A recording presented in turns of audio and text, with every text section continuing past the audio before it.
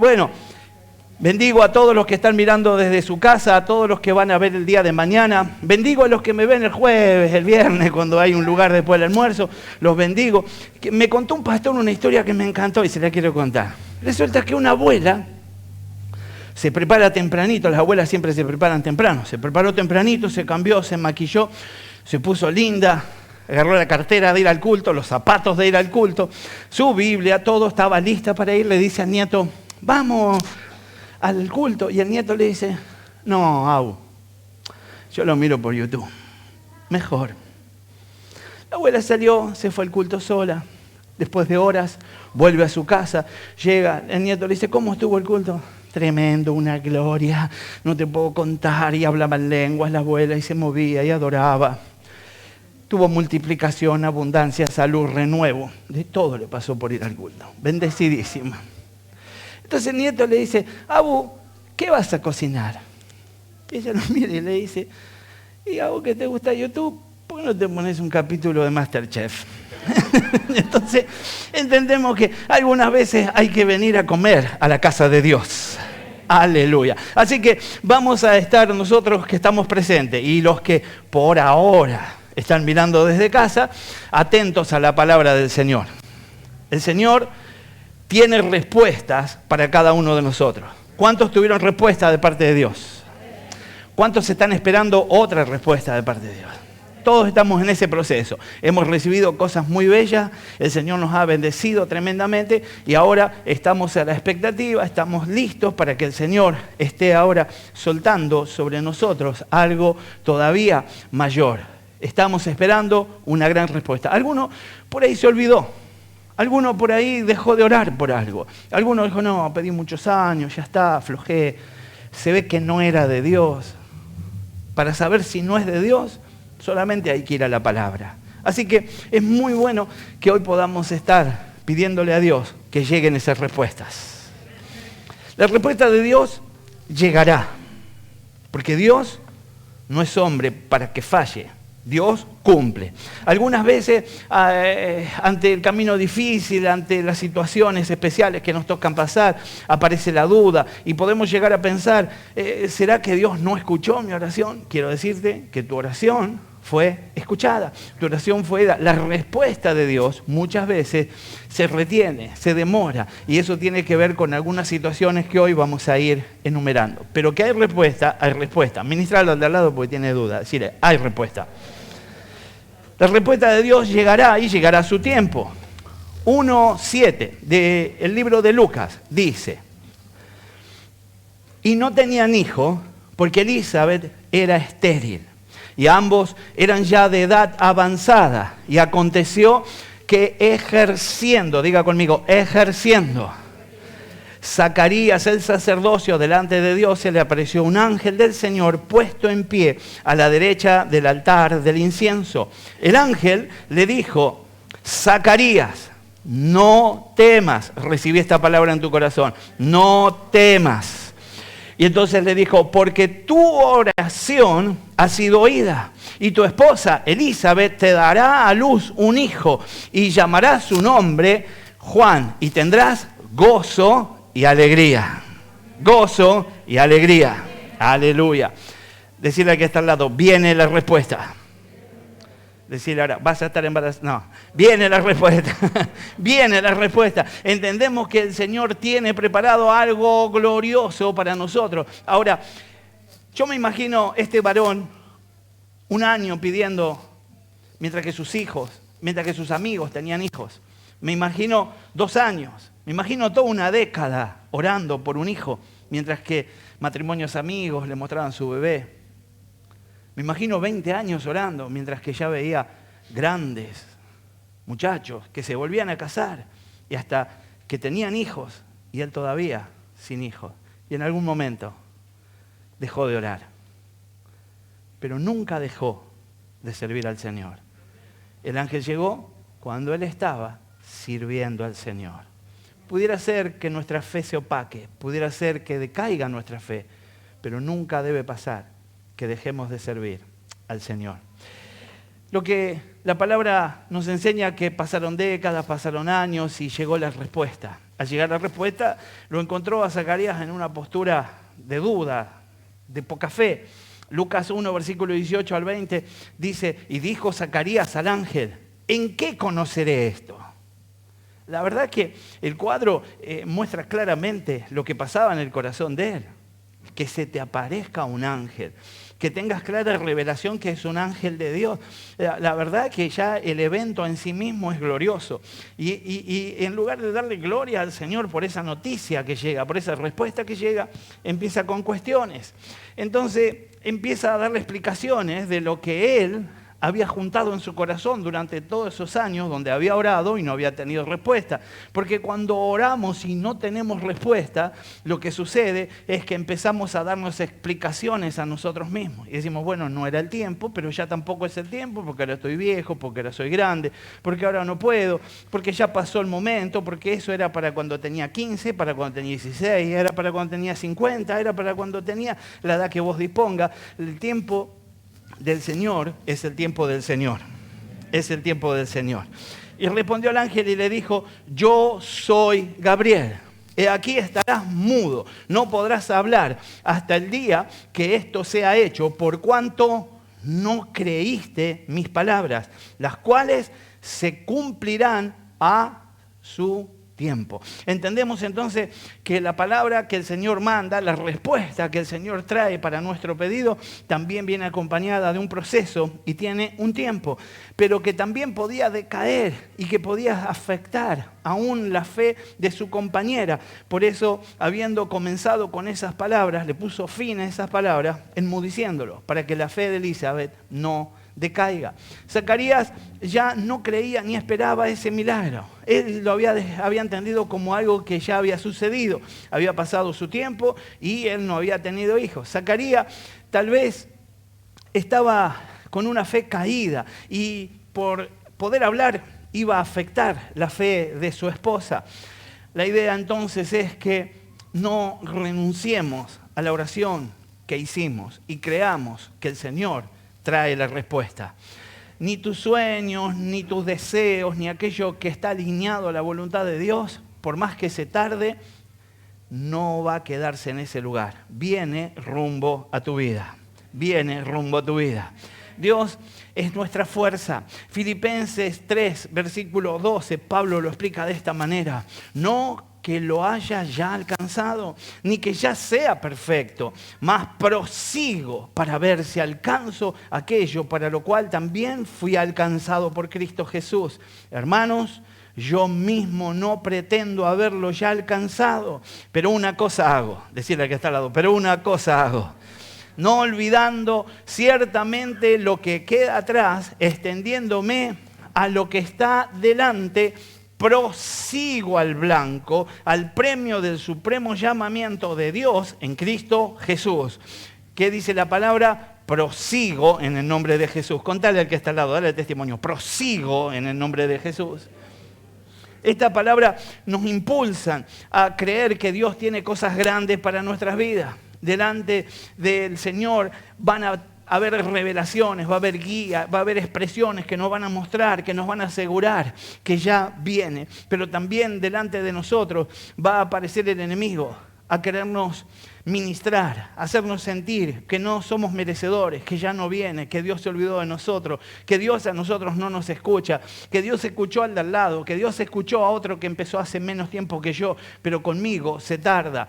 Esa es la ministración del diablo a tu carne. Deja que sea el Espíritu Santo el que ministre tu corazón. La idea es que prosigamos a la meta. En la meta está el mismo Señor animándonos, dándonos fuerza, diciéndonos que sigamos adelante. Sin fe es imposible agradarle a Dios. Por eso debemos fortalecernos y estar siendo una sola cosa con el Todopoderoso, sabiendo que pronto recibiremos lo que Él tiene para nuestras vidas. Debemos perseverar en el nombre de Jesús. En el nombre de Jesús. Así que cuando parece que la respuesta no va a llegar, en el momento más difícil, en el momento de aflicción, es cuando llega el viento recio.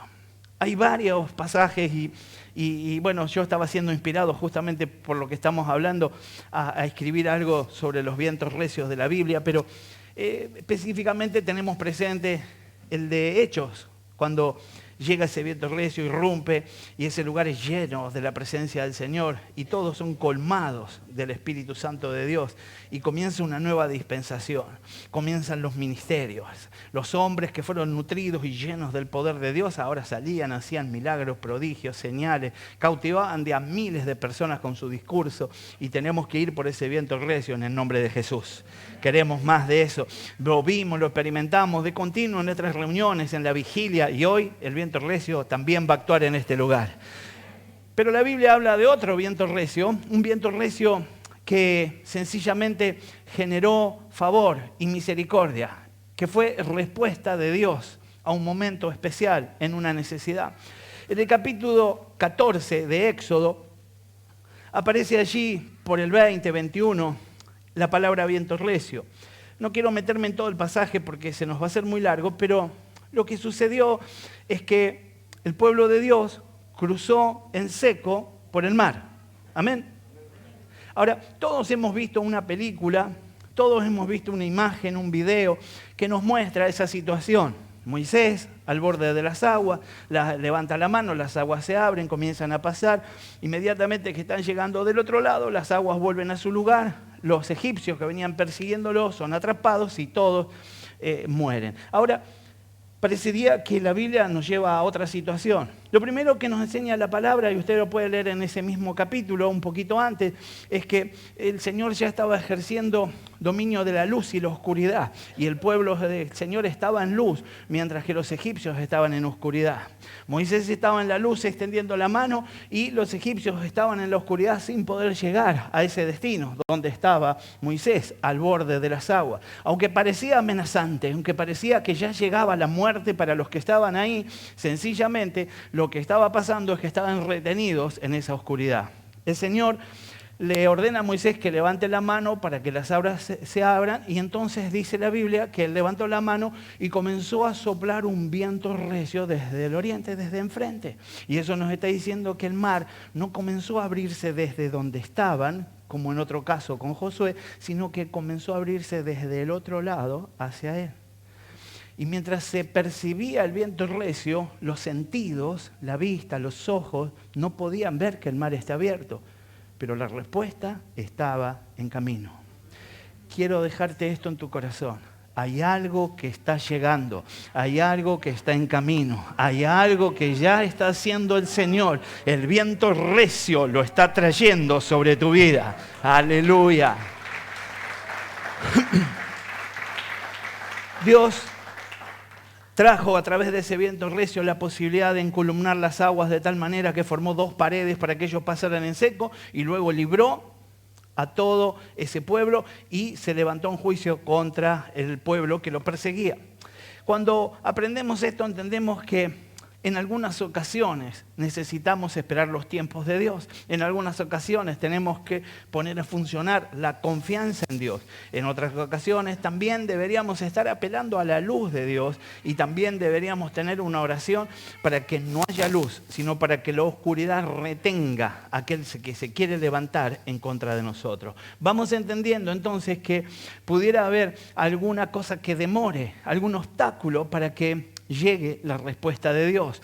Y la idea, cuando llega este momento, podríamos pensar en miles de cosas que pueden frenar la bendición, que no permiten que el Señor traiga respuesta. La verdad es que pudiéramos hasta pensar en cosas amplias y muy grotescas, la sociedad, el pecado, donde nos movemos. Pero la idea es que hoy podamos ser libres de todo aquello que está estorbando y que está frenando la respuesta de Dios. Marcos 11, versículo 20, dice: por la mañana, al pasar junto a la higuera, vieron que se había secado de raíz. Pedro, acordándose, le dijo a Jesús, Rabí, mira, se ha secado la higuera que maldijiste. Versículo 22, tengan fe en Dios, respondió Jesús. Tengan fe en Dios, respondió Jesús. Hablábamos en una reunión con pastores hace no mucho tiempo. Ahora por esos privilegios que tiene la vida. Vamos a tener una reunión en Santa Fe con pastores que presiden en consejos pastorales de cada provincia. Y la verdad que un lujo. Y las conversaciones a veces elevan su nivel espiritual. Y una de las cosas que se charla mucho entre los pastores es qué pasó con la fe en este tiempo de pandemia. Muchos han dejado de creer, o muchos creen con limitaciones y obstáculos. Y hoy vamos a tomar autoridad en Cristo para quitar todo obstáculo en el nombre de Jesús. Jesús dice en este texto, y quedó plasmado para que trascienda a través de los siglos y hoy suene en tus oídos, para que hoy podamos ser renovados. Tengan fe en Dios, respondió Jesús. Inmediatamente el Señor dijo, les aseguro que si alguno le dice a este monte, quítate de ahí y tírate al mar, creyendo sin abrigar la menor duda de que lo que dice sucederá, lo obtendrá. Versículo 24 dice, por eso les digo, crean que ya han recibido todo lo que estén pidiendo en oración y lo obtendrán. Por eso les digo, crean. Por eso les digo, crean. Que ya han recibido todo lo que estén pidiendo en oración y lo obtendrán. Sigue, porque el Señor no solamente favorece, sino que también suelta algunas exigencias que tienen que ver con el cuidado del favor que Él suelta sobre nuestras vidas. Y versículo 25 dice, cuando estén orando, si tienen algo contra alguien, perdónenlo, para que también su Padre que está en el cielo les perdone a ustedes sus pecados.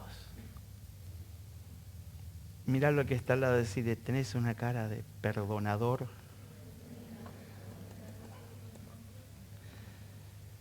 Perdonen.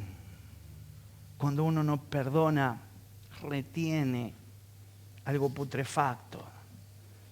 Y todos sabemos lo que es guardar algo podrido. Te pudre todo. Algunas de las torturas romanas era justamente atar un cadáver a un cristiano y atarlo de tal manera que no pudiera despojarse de ese cadáver. Y por supuesto, sin tomar agua y sin comer se debilitaba y ese mismo cadáver empezaba a despedir los líquidos que hacían infecciones en la piel del que lo tenía atado y también terminaba muriendo, infectado. Cuando nosotros guardamos algo en nuestro corazón, lo que estamos haciendo es tener algo que está putrefacto, atado a nuestras vidas. Debemos perdonar. El diablo nos ministró por mucho tiempo haciéndonos creer que cuando perdonamos, bendecimos al que perdonamos.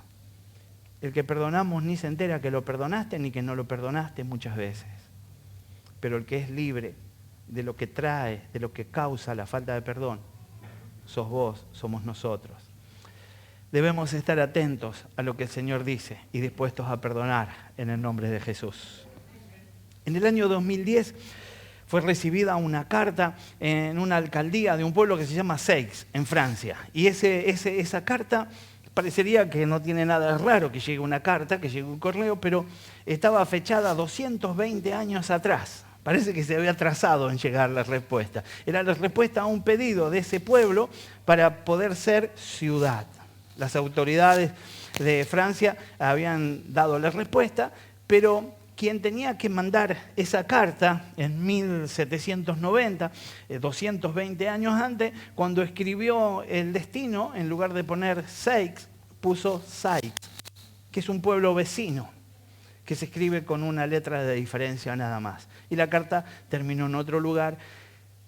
Y luego se demoró en llegar hasta que llegó 220 años después.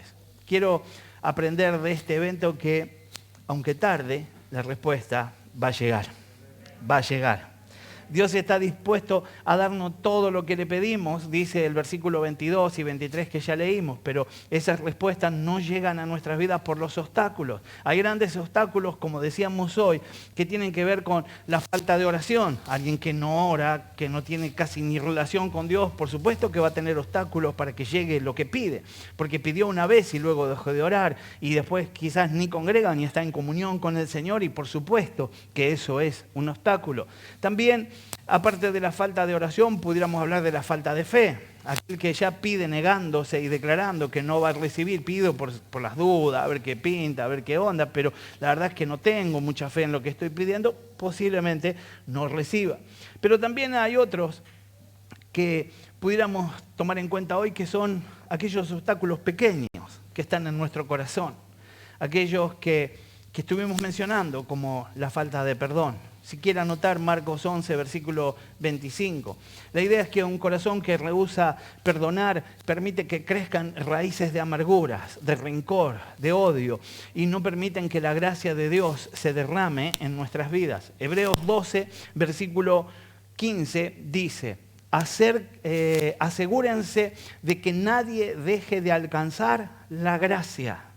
Todos hemos entendido el concepto de gracia porque es lo que nos permite llegar a la misma presencia del Señor.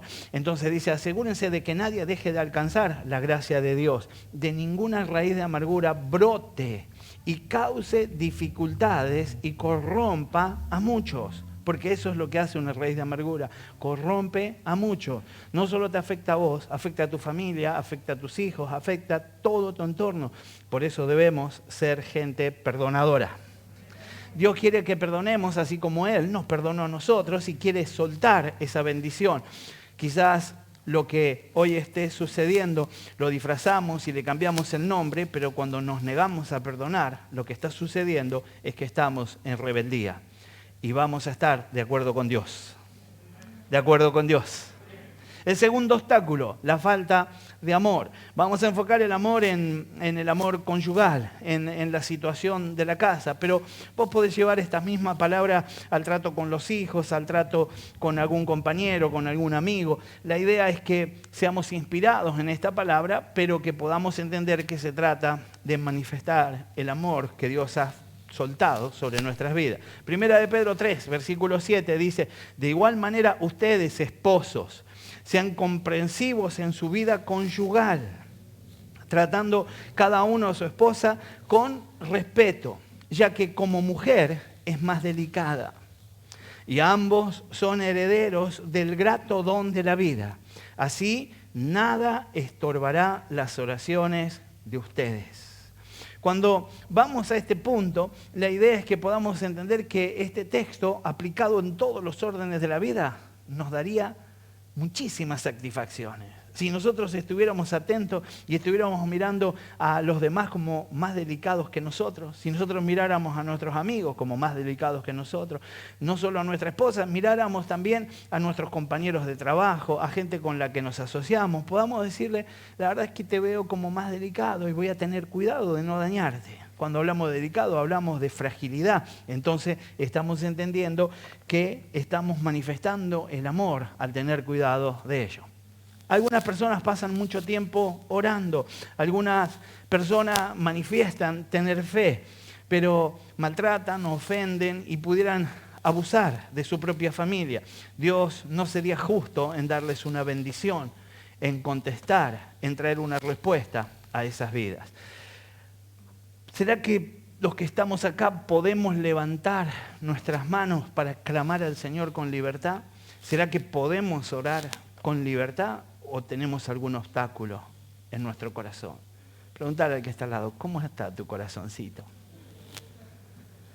Primera de Timoteo 2, versículo 8 dice: quiero pues que en todas partes los hombres oren, levantando las manos al cielo, con pureza de corazón, sin enojos ni contiendas. Habrá mucho que purificar y que permitir que el Espíritu Santo haga en cada uno de nosotros para decir que ese obstáculo ya no está en el nombre de Jesús. El tercer obstáculo, la falta de sinceridad. Santiago 4, versículo 3 dice: y cuando piden, no reciben porque piden con malas intenciones para satisfacer sus propias pasiones. Oh, gente adúltera, no saben que la amistad con el mundo es enemistad con Dios. Si alguien quiere ser amigo del mundo, se vuelve enemigo de Dios. Aleluya. Si alguien quiere ser amigo del mundo, se vuelve enemigo de Dios. Si alguien quiere ser amigo del mundo, se vuelve enemigo de Dios. No se trata de aislarnos, de estar en una burbuja. Debemos interactuar con el mundo porque ¿quién les va a presentar el Salvador? ¿Quién los va a llevar a los pies del que sana, el que los libra, el que los auxilia? ¿Quién los va a sacar de esa situación sino el Cristo que nosotros tenemos? Pero lo que tiene que pasar es que nosotros no tenemos que estar en esa situación. El Señor no, para ir a otro texto, en algún texto dice la palabra que no debemos enredarnos. Y cuando hablamos de enredarnos es porque tejimos mucho. Yo me acerco para ganarlos para Cristo y los traigo a la casa de Dios. Me acerco para ganarlos. Ahora, si yo voy al cumple de 15 y pachangueo un poco, si yo voy a la fiesta de unos cuñados que son sedientos y brindan y yo leo Juan 3:16 y después ya lo leo y me da hipo cuando estoy leyendo, ya, entonces seguramente me enredé. Lo que yo tengo que hacer es mostrar algo diferente. Hace mucho que no hablaba de un primo de mi papá, siempre me acordaba de él. Él era también de Tucumaña y mi papá con los hermanos, todos hacían asados, comidas y les gustaba brindar. Y entonces, y él no, él se había convertido y él venía y sacaba la Biblia y los otros chacoteaban y le cerraban la Biblia, lo verdugueaban, lo despeinaban, pero él daba la palabra. Y pasaron los años y mi papá, lleno de lágrimas en sus ojos, reconoció que él había sembrado esa palabra. Muchos años antes de que nosotros nos convirtamos, él dejó una semilla. Y eso es lo que puede pasar cuando vos estás ministrando a alguien. Aunque no veas el efecto momentáneo, dejaste una semilla y a su tiempo dará fruto para la gloria de Dios. Dios conoce nuestras peticiones, pero también conoce nuestras intenciones. El Señor nos recuerda que su respuesta tiene que ir acompañada de una conversión de nuestro estilo de vida. Juan 5, versículo 14 dice, después de esto Jesús le encontró en el templo y le dijo, mira, ya has quedado sano. Gloria a Dios. Gloria a Dios. Pero luego le enseñó, no vuelvas a pecar, no sea que te ocurra algo peor. Si querés ministrar a alguien, te doy libertad. Decirle al que está al lado, no vuelvas a pecar. Decíselo con amor, porque yo sé que estaba esperando este momento para decírselo. Decirle, no vuelvas a pecar. Con amor. No vuelvas a pecar. No vaya a ser que te agarre algo peor. Ahí está. Ahora que fuimos advertidos por la palabra, vamos a estar firmes en Jesucristo. Aleluya. Para que ese milagro sobre tus finanzas, para que las deudas se puedan pagar, para que puedas salir, es importante que estemos dispuestos a dejar de gastar mal. Lo aprendíamos ayer con Daniel González y la idea es que podamos entender que necesitamos ser buenos administradores. ¿Para qué queremos el dinero? El dinero queremos ganar más, ¿para qué? Para poder tener más capital para nuestros vicios, para nuestro error, para nuestros pecados. ¿Para qué queremos salir de las deudas? Para endeudarnos peor y de nuevo.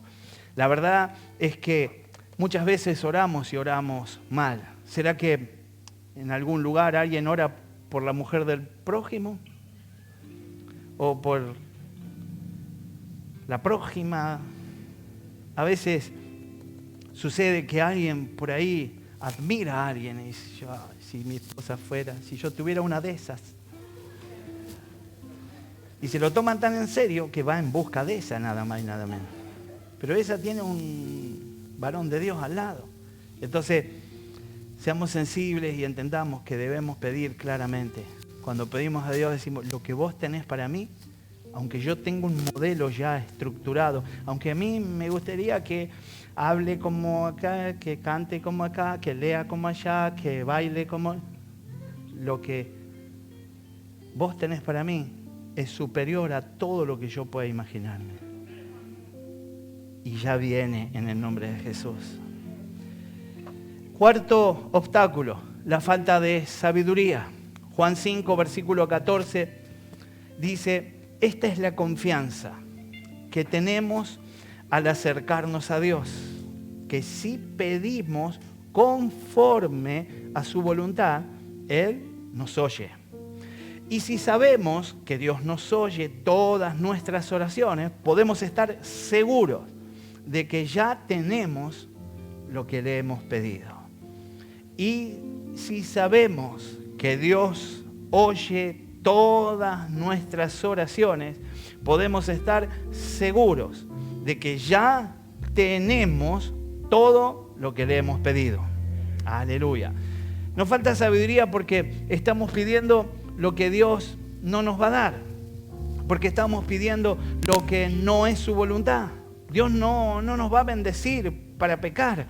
Dios no va a allanar el camino para que yo me deslice más rápido hacia el mismo infierno.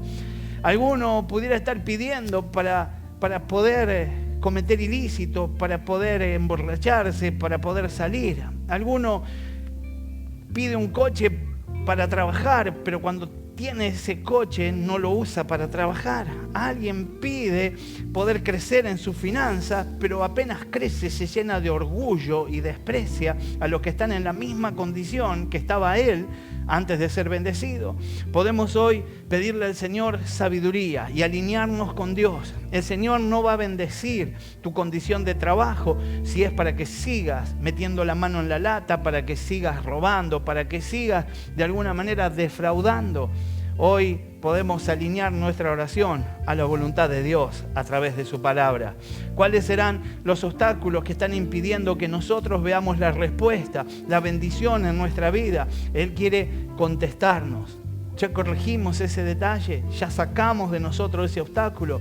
Quizás el Señor fue más allá de lo que yo mencioné. Yo no quiero tomar mucho más tiempo con otros obstáculos que pueden estar en el corazón de cada uno de nosotros, pero seguramente el Espíritu Santo te está ministrando y te está diciendo, también podría ser un obstáculo, y te trae a memoria una situación en particular, algo que tenés que corregir para que la respuesta de Dios llegue a nuestras vidas, Las respuestas de Dios están llegando. Quiero leer segunda de Crónicas 20, versículo 20. En un momento muy especial, el pueblo amenazado por un ejército poderoso, espada, lanza, jabalina, todo enfrente. Un pueblo desprotegido, un pueblo limitado en número, un ejército que se vea conformado de la unidad, del complot de varios pueblos para venir en contra del pueblo de Dios. Estaban rodeados, amenazados. Y entonces el texto desde el versículo 20 dice, al día siguiente madrugaron. ¿Qué pasó al día siguiente? Quizá esta palabra nos enseña que algunas cuestiones ameritan que le demos prioridad y que lo primero que hagamos sea eso. Lo primero que tenemos que hacer es llevar toda situación delante del Señor. Y fueron al desierto a Teoca. Y mientras avanzaban, Josafat se detuvo y dijo, habitantes de Judá y de Jerusalén, escúchenme. Y entonces soltó una palabra que guardamos hoy en nuestro corazón. Confíen en el Señor y serán librados. Confíen en sus profetas y tendrán éxito.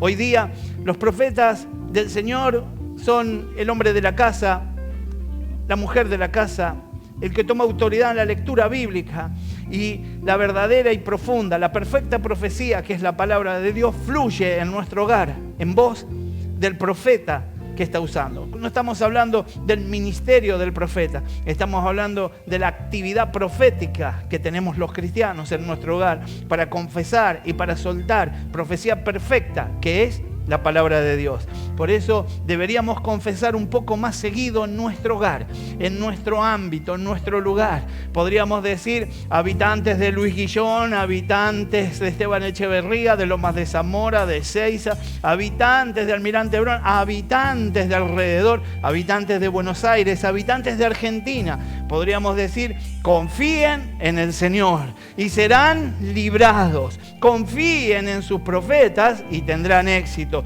Versículo 21 dice, después de consultar con el pueblo, Josafat designó a los que irían frente del ejército, y no para pelear ni para portar armas.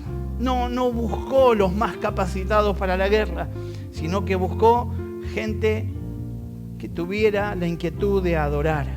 Y entonces mandó ahí al frente para cantar al Señor y alabar el esplendor de su santidad con su cántico. Y entonces dijo, den gracias al Señor. Su gran amor perdura para siempre. Den gracias al Señor. Su gran amor perdura para siempre. Que esta sea una frase común en nuestros labios. Que esa sea nuestra ministración a nuestros hijos, a nuestra casa. Que podamos decir, demos gracias al Señor. Que podamos decirnos a nosotros mismos cuando estamos en rebeldía, en queja, incómodo, cuando creemos que viene todo en contra nuestro. Demos gracias al Señor. Demos gracias al Señor. Demos gracias al Señor. Su gran amor perdura para siempre. 22 dice, tan pronto como empezaron a entonar este cántico de alabanza, el Señor puso emboscada contra los amonitas y los moabitas y los del monte de Seir que habían venido contra Judá y los derrotó. Usted puede leer el texto un poco más completo y la palabra dice que ellos comenzaron a marchar cantando, y mientras que ellos se encargaban de alabar a Dios, Dios se encargaba de pelear por ellos, y se empezaron a levantar un pueblo contra otro para destruirse, y aún el que prevaleció se dividió y se enfrentó contra sí mismo hasta quedar todos destruidos, y todos los bienes y todo lo material que quedó fue para el pueblo de Dios.